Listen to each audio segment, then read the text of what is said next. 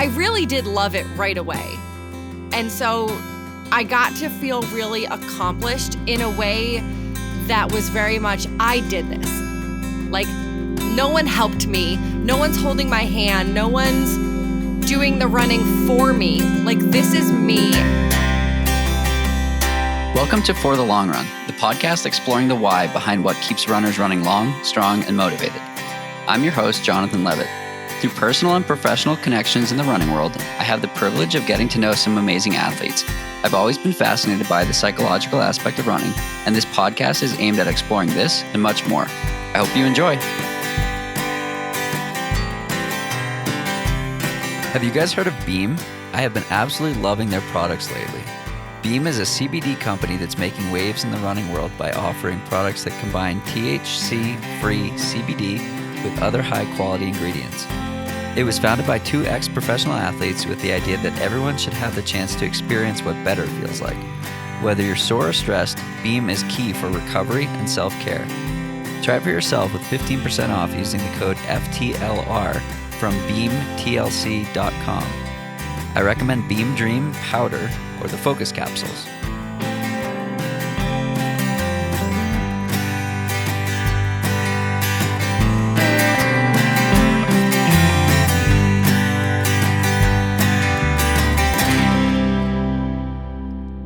Welcome back. I have Allie Feller joining me on the podcast today for the Long Run meets Allie on the Run.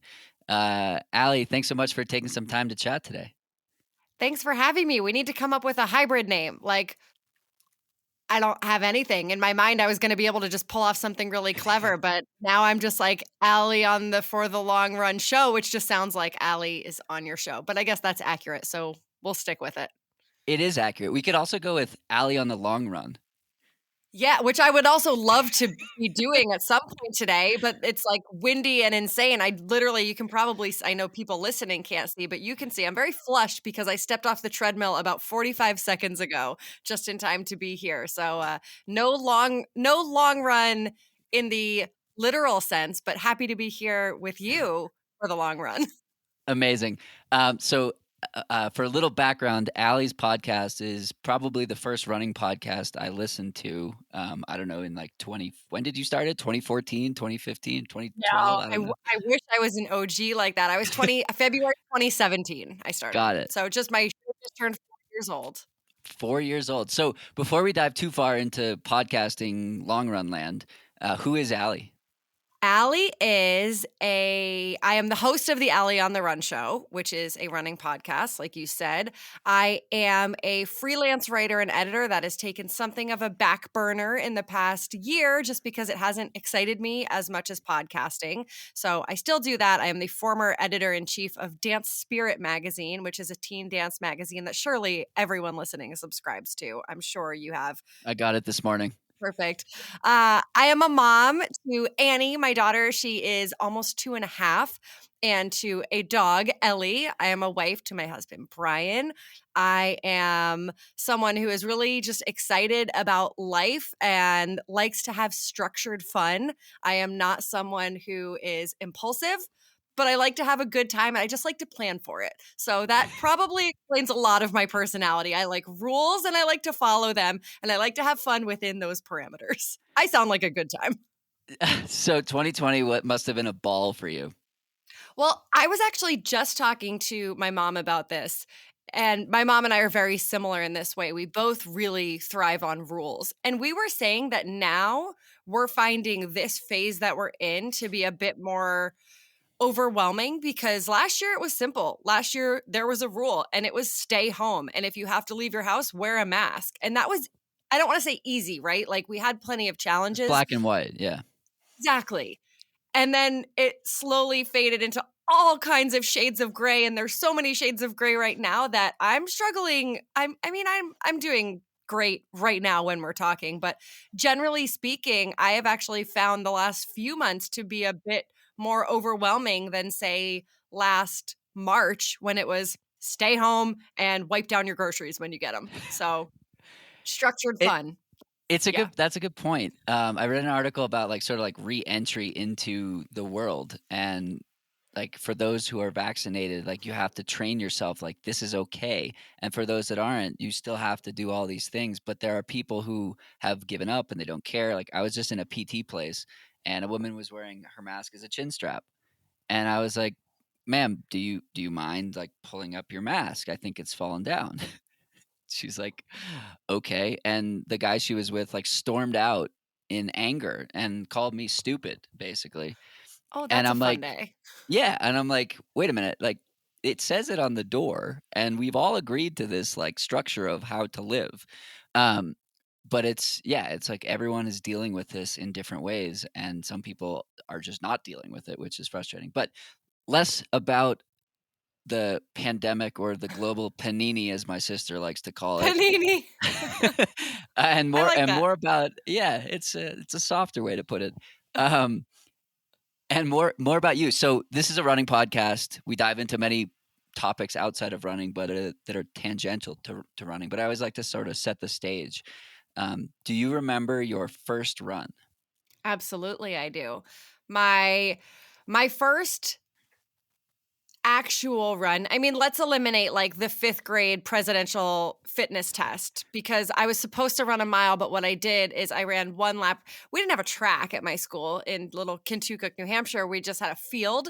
So it was like run 10 laps of this tiny little field next to a swamp. And I was like, what I'm going to do is I'm going to run 1 lap and then hide under the bleachers and then pop out at a reasonable time for the last lap. So I don't count that as my Five and a first half run. minutes later. No, I remember it was like 10 something because I, for some reason, remember the teacher writing down my time. What's funny about that too is we're now back. My husband, daughter, and dog and I were staying with my parents right now. We've been living with them during the pandemic. And that gym teacher who I resented so much, he's our neighbor. And he lives like a couple streets down. I see him out walking his 2 chocolate labs almost every day. And I don't know if he knows it's me. I'm sure he would remember me. It's a tiny town. But I always want to be like, I'm sure I gave you attitude. I'm super sorry.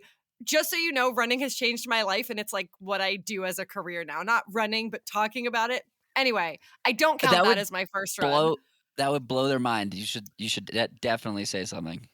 Yes, but it also brings me back to what we were just saying about re-entering society. I don't really know how to talk to people anymore. Like I can talk to people on a microphone through the screen totally fine, but like I don't have social skills right now and I'm really worried about what I'm going to be like when I go out. So, yeah, eventually I'll talk to him. I think about it all the time. My first run where I was like I'm going for a run today was it must have been the summer between freshman and sophomore year of college, or no, it was probably the summer before I left for college. I remember because I was working at the Abercrombie and Fitch at the Steeplegate Mall in Concord, New Hampshire. And I wasn't working until like the later shift. And so I was like, I'm going to go for a run today. I think honestly, because I worked at Abercrombie, but I had gained a lot of weight and none of the clothes there fit me. Like it went up to a size 12. And I was like, I work here and I can't even wear the clothes. Maybe I should go for a run. I was a dancer. I didn't really know a lot about fitness and exercise, but running seemed easy enough, Fun. right? So I went out and I actually ran. I ran the loop from our house. You go up like a really big hill, and then you go down the hill and you come around, and it's like a 5K roughly. So about 3.1 miles. I'm sure I didn't know that at the time, but then I drove the route after to see, use my odometer to see how far it was. And I liked it, but by the time I got to my shift that night, I couldn't move because I'd never run. And then I went out and I ran a 5K and it was muscles I had never used in my life. And I was so sore, useless at Abercrombie. Fortunately, everyone who worked there was like super drunk and high all the time. Not me, because rules. But no one seemed to notice that I like wasn't doing anything. And then my next run wasn't until almost a decade later, probably. Well, not quite a decade, but my next run wasn't until after I had gone to college, moved to New York City, and moved in with a woman that I found on Craigslist who happened to have medals hanging on her walls. And I was like, I love your necklaces. And she was like, that's not what those are. And she like taught me about running and I had never heard the phrase. I had of course heard of marathons, but I had never heard of a half marathon. I definitely didn't think it was a thing people chose to do. Because why would you do that? And then she kind of convinced me to give it a shot. And so I ran from our apartment on 102nd Street and First Avenue. I ran from our exit to the next lamppost, and I wore jazz sneakers which is a dance thing. That's what dancers wear or used to wear. And I didn't have sneakers, so I wore jazz sneakers and I ran to a lamppost, sprinted because I didn't know about pacing. And I was like, that was cool. Like I went for my first run. It couldn't have been more than 15 seconds. But in my mind, I was like, yeah, I did it. I crushed it.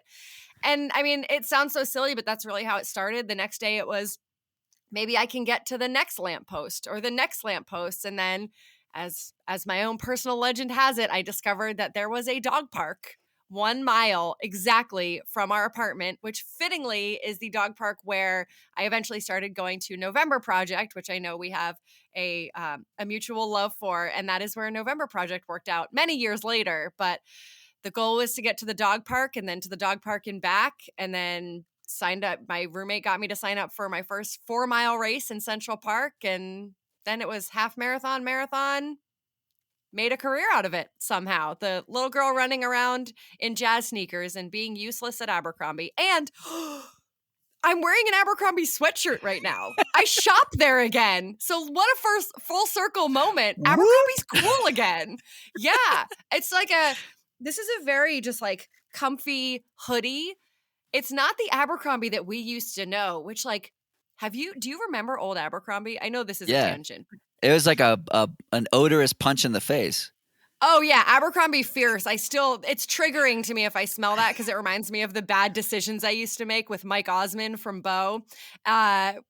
We can do a separate show about that, but no. That's very locked in the vault. But the t-shirts, like I was obsessed with the graphic tees and I would be so mad because my mom wouldn't buy them for me because they were like $40, skin tight, and said things like, save a horse, ride a cowgirl, or like whatever it was. And like in my mind, that was a cute phrase. And now, many years later, I'm like, oh, it makes sense that she wouldn't buy me the Camp Spread Eagle t-shirt because I shouldn't have been wearing that when I was 14. So anyway, I am wearing Abercrombie today, but I bought it without a discount. So that's my running story. Where do we begin with that? Great question. Okay, the easiest segue there is to the dog park and back. I mean, like I've probably captioned 100 Stravas of that nature.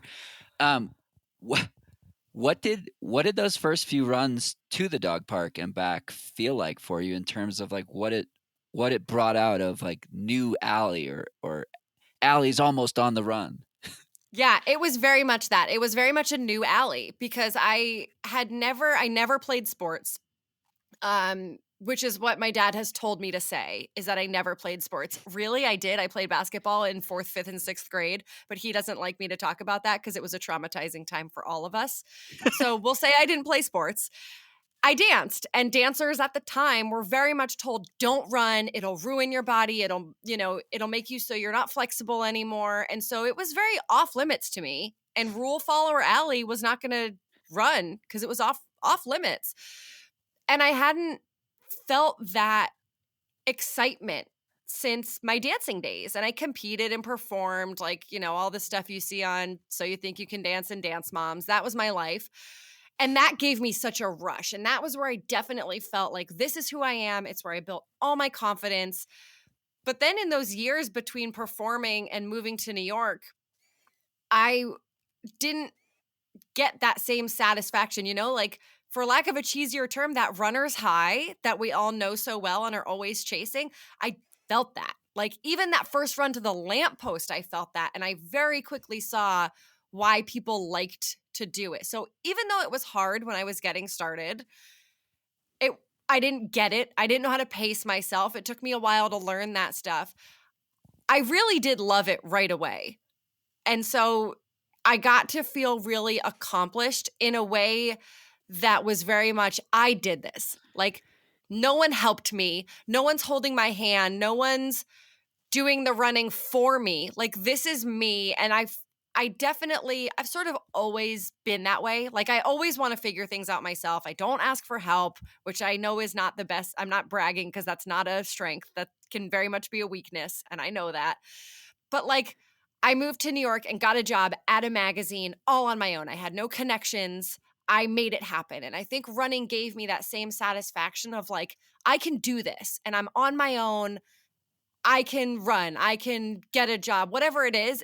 I think it gave me that sort of self-fulfilling pride. And it still does. I mean, it plays a very different role in my life now. But I think the beautiful thing about running is you can make it a team sport by doing it with other people, but it absolutely can be a solo pursuit. And I like both sides, but I think those early days was definitely the solo pursuit of it and like the pride of, oh my God, I just did that. Like I made a goal and I did it. Here's the next goal. And how did it evolve from lamppost to lamppost, apartment to dog park to apartment to half marathons and beyond? What? Why? Why did you keep going further? It was my thing. Like all of a sudden, it was my when I'm not working, I am running. It was the best way for me to learn the streets of New York City. I This was before smartphones. This was like back in the days of printing MapQuest directions. And To so the kids listening, that's a website that you would input an address of where you wanted to go, and if you made a wrong turn, you're screwed. you're screwed. It's it's like a map on the internet, but not Google Maps. Yeah. So it was how I learned the city. The first time I even went to Central Park was because I was running there, and that's how I learned. I mean, I still have every inch of that park memorized just from running it. So it definitely played that role. And as it evolved, it was me exploring the West Side Highway, Central Park, FDR Drive, and just seeing everything that was out there. And then that was when we entered the Twitter running heyday or running Twitter heyday.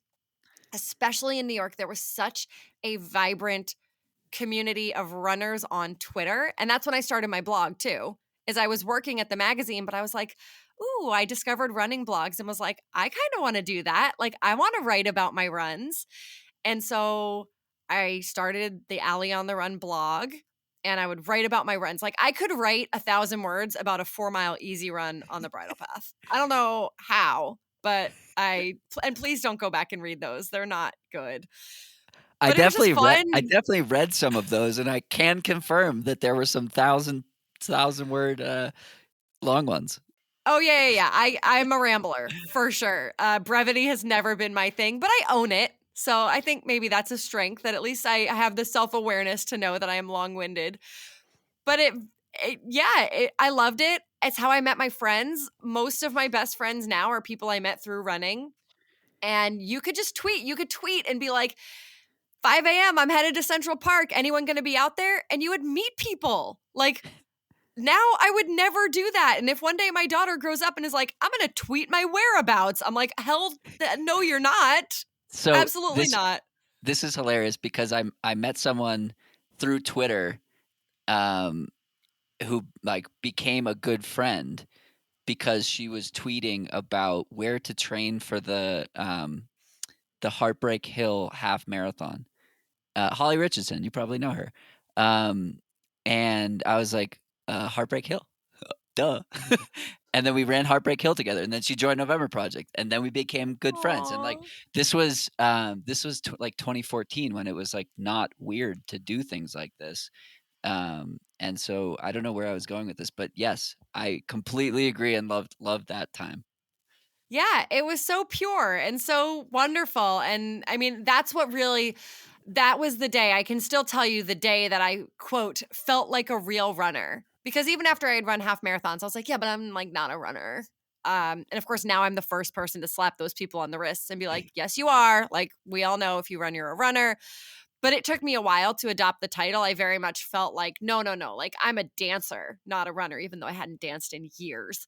And there was a day that a group of women, Kelly Hogan and Lindsay Koss, none of them have the same last name anymore because they're all married now, but they would meet every morning and run, and they ran for Central Park Track Club. Like, they were the fast girls that I knew. And they invited me to run with them.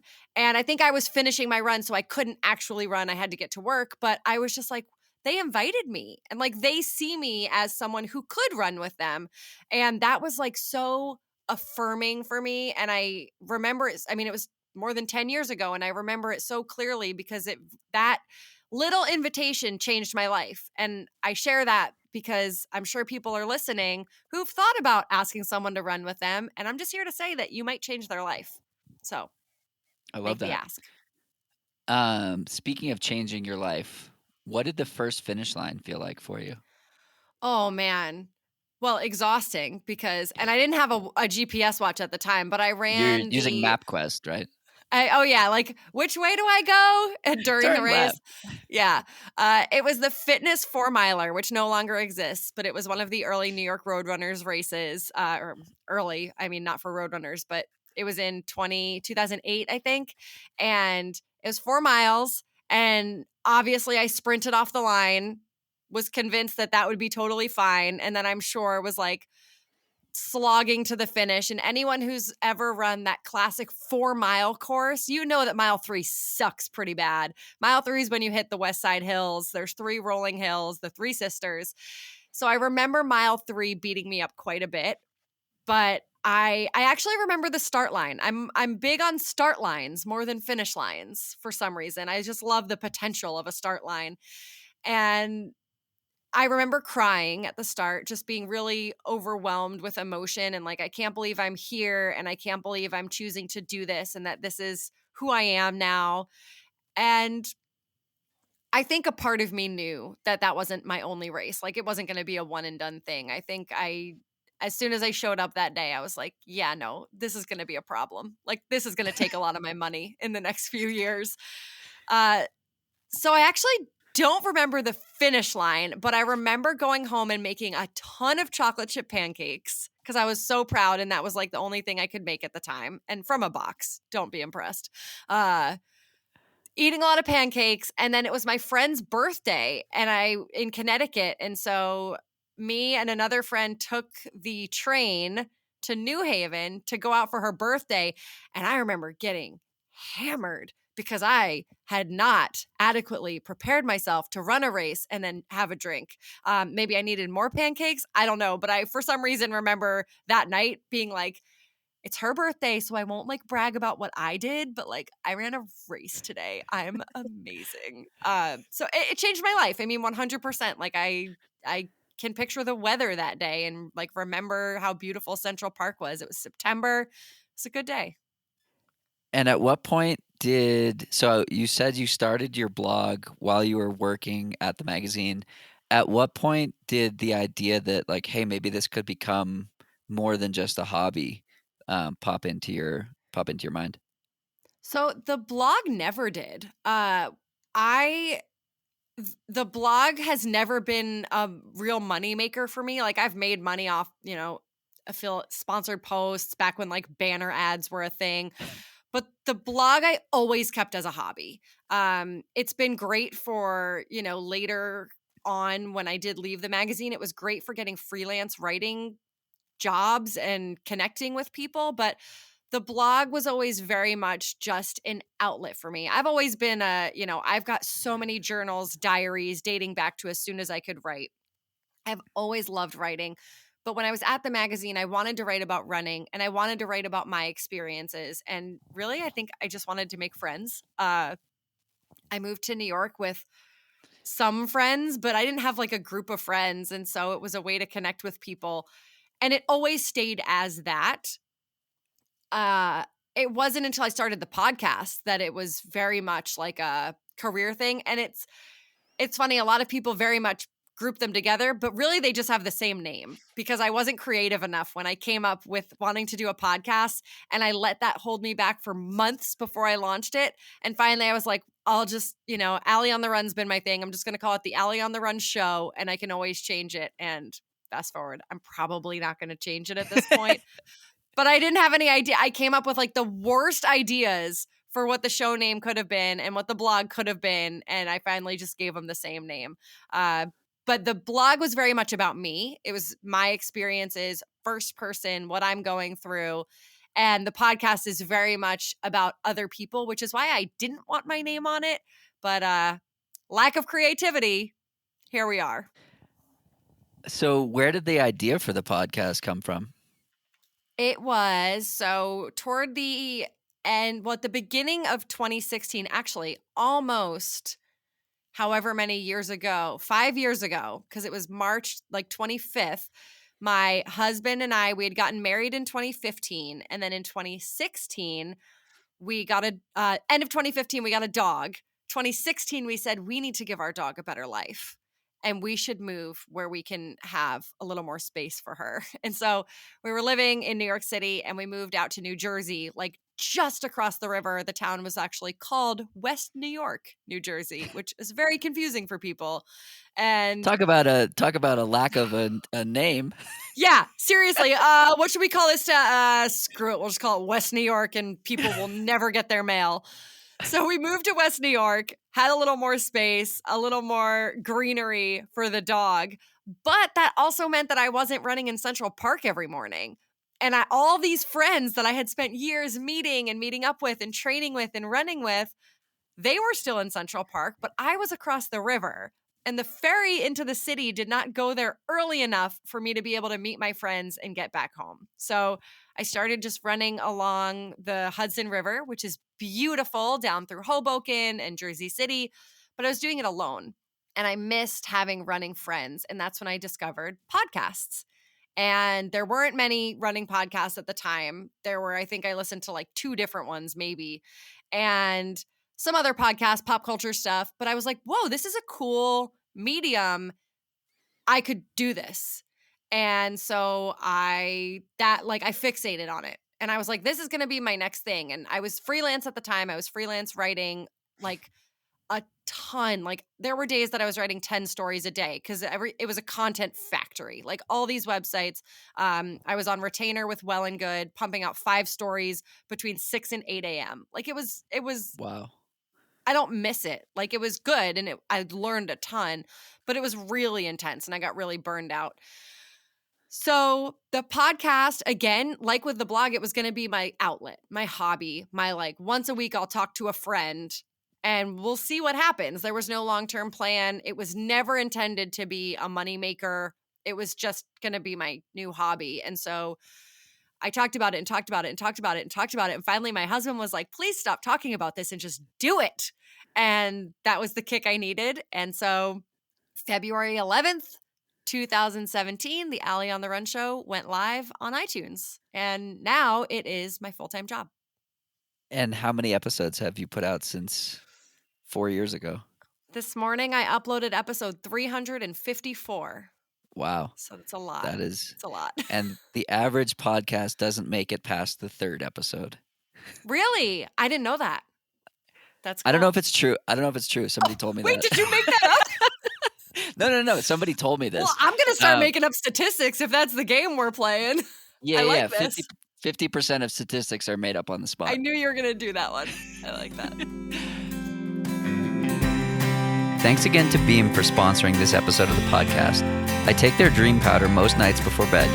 Dream contains magnesium, a small amount of melatonin, and broad-spectrum nano CBD, and always leads to a refreshing night's sleep. I'm also a big fan of their focus capsules for during the day. Containing many of the nutrients that I know my body needs, such as ashwagandha, CoQ10, as well as CBD, Focus helps you do exactly that. Visit beamtlc.com and use the code FTLR for 15% off, and let me know what you think. And now, back to our conversation. So, through my own podcasting, I've had the pleasure of interviewing a lot of professional and elite athletes, and I've noticed a handful of commonalities across the board. You've done a couple hundred more episodes than I have, and I'm wondering if you've noticed the same thing and if it's changed over the years. So I will say the one thing that immediately comes to mind and that has not changed is the pros and elites always talk about controlling the controllables. Anytime I ask about like, what's your vibe on the start line or what's on your mind or like, you know, I know myself, right? And like, I would probably be on that start line. I wouldn't, but in an alternate universe. And I'd be looking to my left and there's Molly Huddle and I'm looking to my right and there's Emily Sisson, and I know what they're each capable of. I know their PRs. I've followed their careers. Like, I would certainly get in my head about the women that I am up against, but all of the elites seem to agree that you can only control yourselves. And they all talk about controlling the controllables, and that on race day, it's only about their training and their race. They can't control what anyone else is going to do. They can't control the race itself. They can try, they can get to the front of the pack and try to control the pace, but someone else can make a move. And I mean, man, if that is not applicable to so much real life stuff, and that's helped me a lot. Like, I'm not racing on the track anytime soon, but that has been a really, really important lesson for me in my own life, because I am what I like to call a professional worrier, and I can always find something to worry about, something to stress about. It's like such a good quality. I'm so, so good at it. And that's helped of like, I'm just wasting my time. And I always think about, you remember the movie Van Wilder? Yep. Yeah, I hope you do. And he has that quote about how worrying is like a rocking chair. It gives you something to do, but it doesn't get you anywhere. And I think that's a very similar thing. You know, Van Wilder, professional athletes, they're saying the same thing. Pretty similar. Yeah, totally. So how does Allie on the run extrapolate that lesson to Allie in life?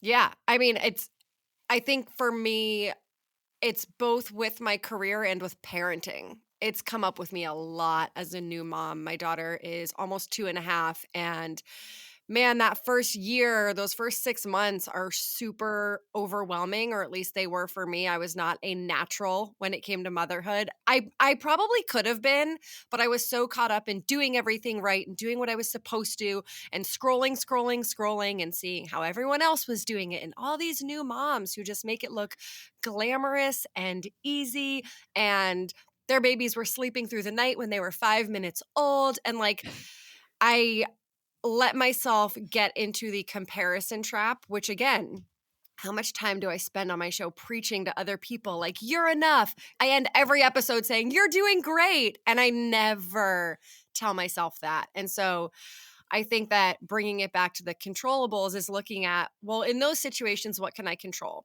Can I control the way that my daughter is sleeping? I don't know that I can control it, but can I learn about it? Can I reach out to resources and kind of figure that out and learn more? Yes. But you know what else I can control? I can control all the people that are letting me feel bad about myself by scrolling Instagram. And that's not about them.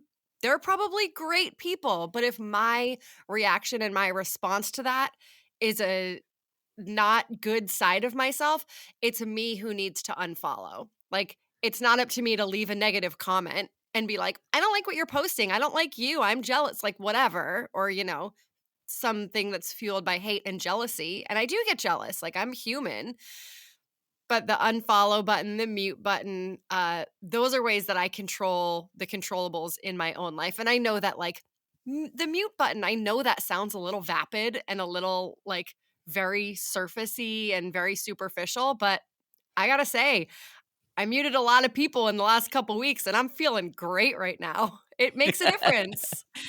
It does. I went on an unfollowing spree on Twitter a few months ago, and I unfollowed 3,000 people, and I started from the beginning.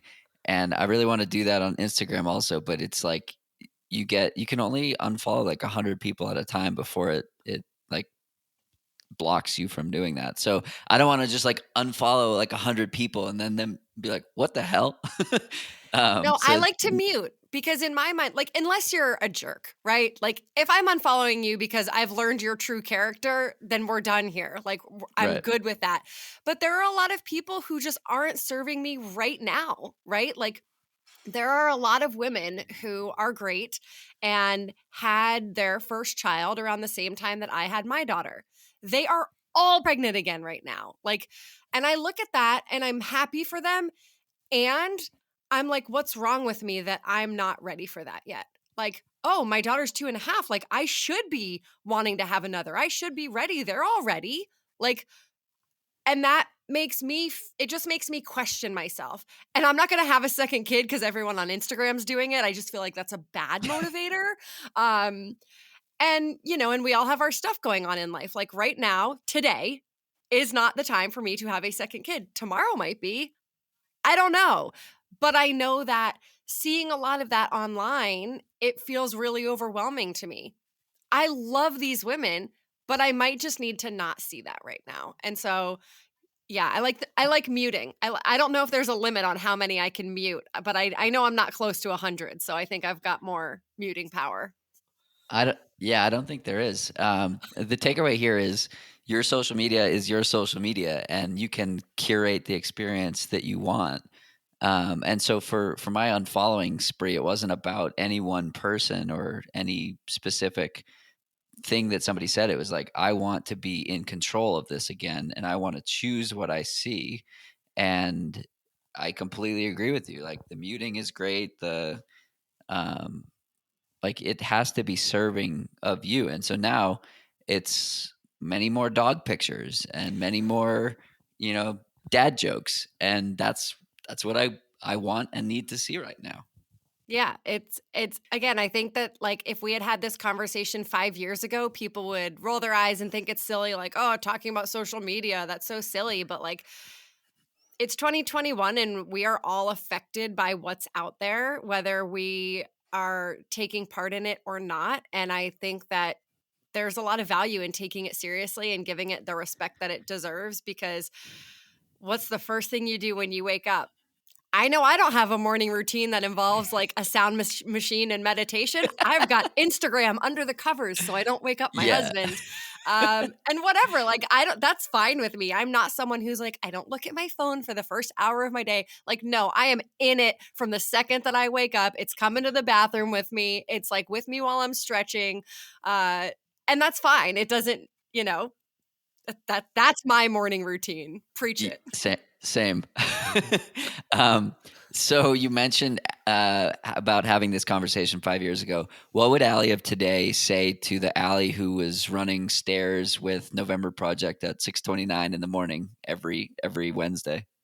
Honestly, I would say you're not fat.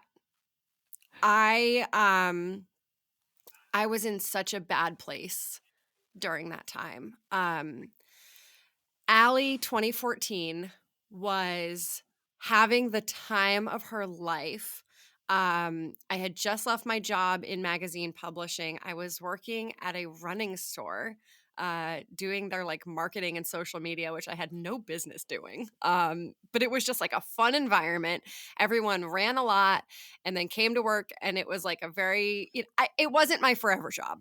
And I knew that. It was I know I don't want to be at my job in publishing, but I don't know what's next yet. So I'm going to collect a paycheck here and do what I can. And made some great friends along the way. And that was when I was doing November Project. And November Project, for all of the wonderful ways in which it changed my life, and which, I mean, the majority of my best friends today are people I met through November Project.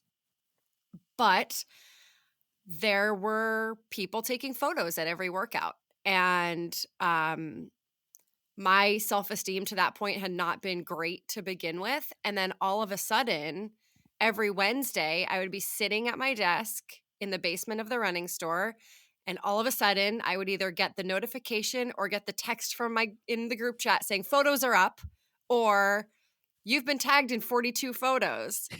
And I would sit there and I would go through and like, look, who no one takes cute running photos. People do, but they're posed. Listen, like that's different. But like these candid shots from the workout where I was in, a tank top and short shorts, because that's how I was comfortable. But I would look at those photos and rip myself apart. And I hated it. And I hated how it made me feel, but I loved the workout. And I struggled big time. And I look at that Allie, and that wasn't that long ago, and I feel so sad for her because it controlled my whole day after that.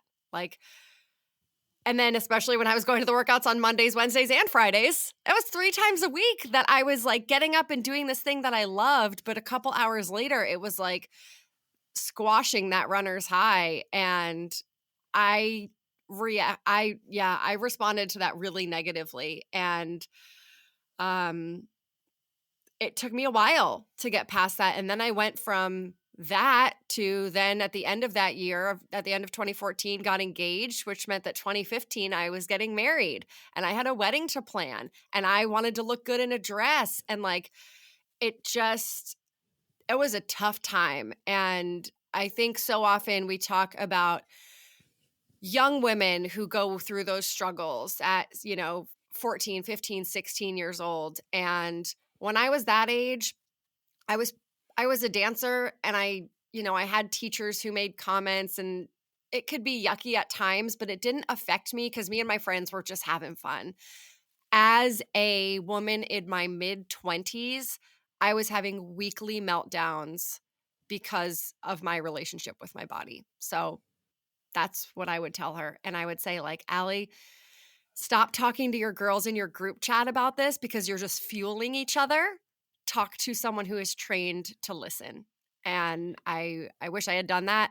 It took me, I would say, the shift that I had in my relationship with my body didn't come until I was pregnant, which was only a couple years ago. I had made progress to that point, but it was really being pregnant that I learned, like, my body is awesome and this is the coolest thing. And I feel like a science experiment right now. And I, am obviously grateful for that for a million different reasons, most of all that I have my daughter.